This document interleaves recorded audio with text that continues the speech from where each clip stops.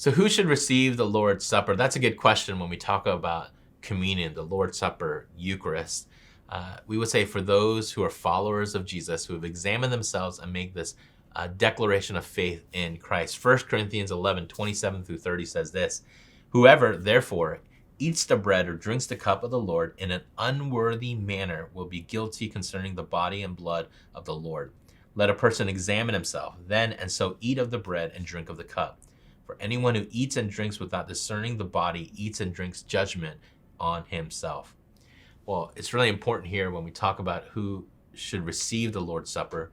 It is those who have professed faith in Jesus Christ. There's some strong language by Paul that someone should examine and discern what is happening. And if you can't understand and receive and accept that what Christ has done for us on the cross, and that the new covenant he's given us through his blood is that he's engrafted us into him. If we can't make that, we should hold off on taking communion. And there's actually strong warning in 1 Corinthians where Paul says some people have gotten sick, even to the point of death, because they've taken communion in an unworthy manner. They didn't examine themselves as though they were part of God's covenant community. It's also important to know that this is not Ward's table, the Lord's Supper table.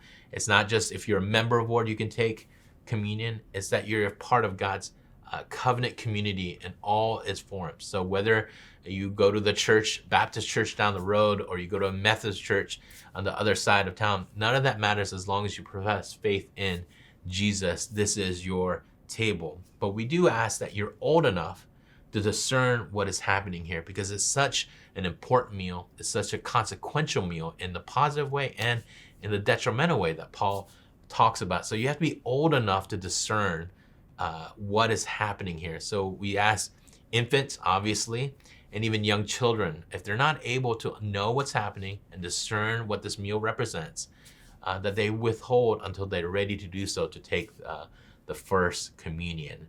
But it doesn't mean your faith determines if you're strong enough to take this meal. Doesn't mean if you're a good Christian.